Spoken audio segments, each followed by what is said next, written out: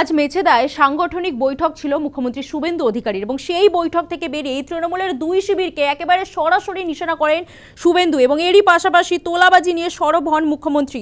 তিনি বলছেন স্থানীয় স্তরে দুই তৃণমূলের অবস্থা খারাপ। তৃণমূল দাঁড়িয়েছিল পুলিশ আইপ্যাকের ওপর।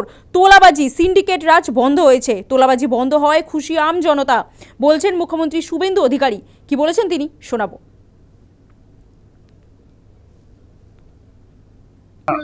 আমি বলেছি স্থানীয় স্তরের নির্বাচনে কালীঘাট তৃণমূল বলুন আর ঋত তৃণমূল বলুন, দুপক্ষরই বেহাল অবস্থা, লোক পাবেন। তৃণমূল দাঁড়িয়েছিল দুটো পিলারের উপরে, একটা পুলিশ আর একটা আইপ্যাক। পুলিশ তো নেই, সরকারে না থাকলে পুলিশ থাকে না। আর আইপ্যাক তো ভোটের আগে পাতনি গুছিয়ে পালিয়ে গেছে। দু চারটা নিচের তলায় চ্যাং ব্যাং ছিল, সেগুলো দেখতে পাওয়া যাচ্ছে না। এরপরে কি দ্বিধাদ্বন্দ্ব আছে? 70% ভোট বিজেপি পাবে। তোলাবাজি বন্ধ হয়ে গেছে, সিন্ডিকেট রাজ বন্ধ হয়ে গেছে, রাস্তায় হাত পাতার লোক নেই, রাহাজানি নেই, মিথ্যা মামলা নেই। ওর তো ভালো আছে, আনন্দ আছে, সবকে জেলে ঢুকানো হচ্ছে। এখানকার বিজেপির লোকরা তো উচ্চ শিক্ষিত, উদার, ক্ষমা ঘৃণা করে দিয়েছে।